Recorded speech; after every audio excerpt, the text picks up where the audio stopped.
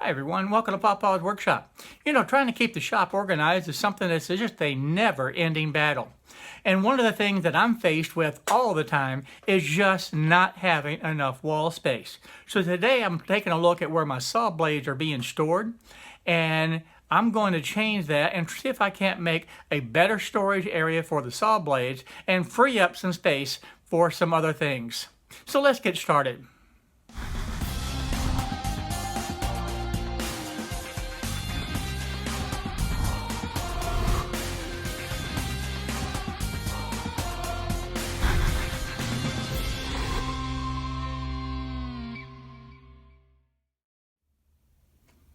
Currently, this is the home for the saw blades, and you can see I've got tape measures up there, and I've got the speed squares, and it's just really kind of a disorganized mess. And also waste a lot of space that I could better utilize something else there. So if you look around my shop, you can see I don't have a lot of extra space. But what I think I'm going to do is try to carve out a little bit of space over here for the saw blades.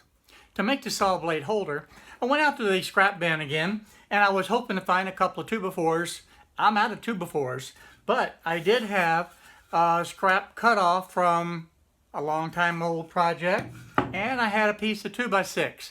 So what I'm going to do is actually, I think this one is 4 inches. That's close enough. So I'm going to go ahead and rip this 2x6 down to 4 inches as well, so it'll be consistent.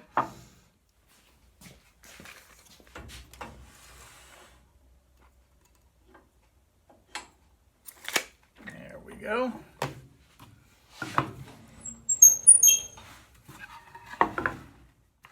Now this doesn't have to be 4 inches. It can actually be any width that you want it to be. Now I've set the blade at a 45-degree angle, and I'm making the depth of the cut about halfway through the board, and I think that will hold the saw blade well. Now I'm going to just go ahead and make the first cut, and I want to be up off the bottom. And then from there, I think what I'm going to do is make 1-inch increments. And you could set any distance that you want, but 1 inch seems to be a convenient measurement. Now I wanted to leave some space at the bottom, so I just used the edge of the insert as my guide for that. And then I made the first cut, and I wanted to see exactly where that first cut was located so I could get my measurements. Now that point is right there at the edge of my saw insert plate. So I'm just going to measure over 1 inch, and I'm going to put a mark on the table itself. That's going to be the easiest way to be able to make this consistent and go quickly. Now I'm just going to make these all the way up. Being able to set the 1 inch mark on the table is really about the simplest way to be able to do this, to get consistent cuts from the top to the bottom. And it actually goes very quickly this way. Now once I cut about halfway up the distance of this board, I wanted to go ahead and switch the mitre gauge to the other track so that I could continue cutting.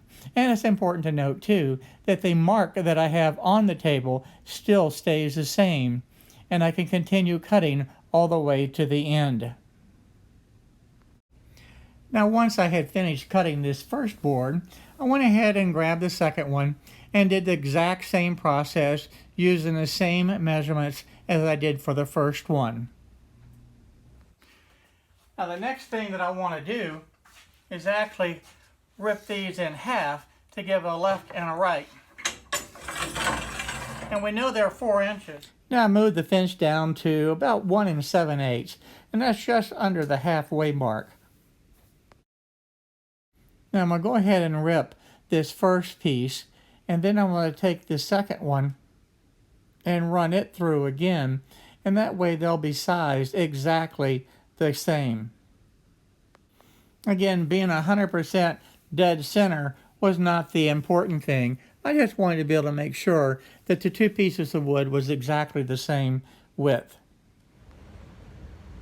Now to get the spacing, first thing I want to say, you can really make this spacing just about anything that you want. But I wanted it actually fairly close together.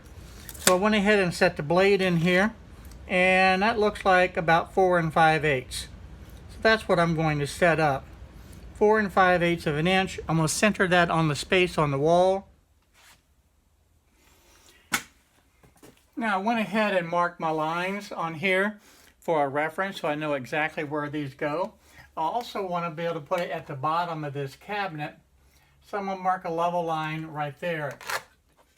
And now I'm just going to go ahead and screw this on to the wall. I have OSB on my walls, so I can just screw this directly into it. So I'm going to put this, make sure that it's going the right direction. So I'm going to flip that over, put that right there on my plumb line. That right at there. So that's exactly where I want it. So now I'll just screw it in.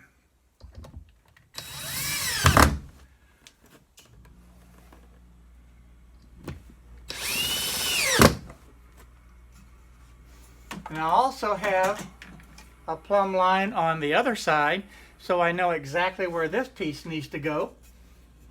And again, make sure that this is oriented in the right direction. Put our 2 screws in.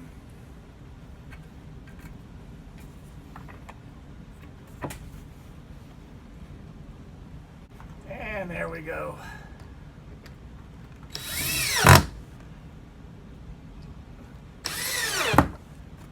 Now we've got that mounted, let's go ahead and put some saw blades in it. Now what I want to do, I've got a few of the 12-inch blades for the miter saw, so I'm going to put those at the top, and really only have one right now because the other one's on the saw. And then I'm going to put in the regular 10-inch blades.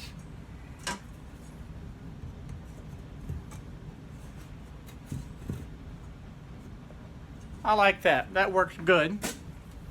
Now I also have some smaller 6.5-inch blades for the skill saw, and I'm going to go ahead and slip those in right here.